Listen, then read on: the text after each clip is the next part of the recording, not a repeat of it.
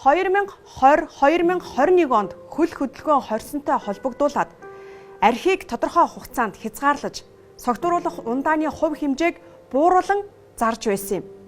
Гэтэл 2021 оны эхний 3 сарын байдлаар ахуйн хүрээнд архицнаас үүссэн гэмт хэргийн тоо 60 хүртэл хувиар өсөв.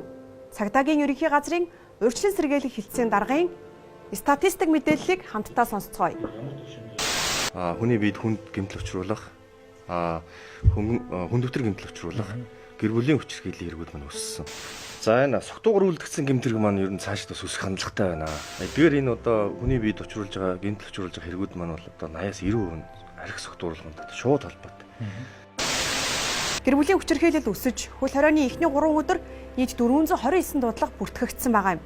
Мөн согтуугаар үлдэгдсэн гэмт хэрэг 32%-аар өссөн үзүүлэлт гарчээ. Архи хорчхвол архиталд зогсчихно. Архи хорчхвол хүмүүс архинаас гарчихна. Архи хорчхвол гэмт хэрэг буурчихна гэж бодох хүмүүс байдаг ч эсрэг тесрэг статистик мэдээлэл гарсныг бид ийхүү баримт яриагаар дэлгэглээ.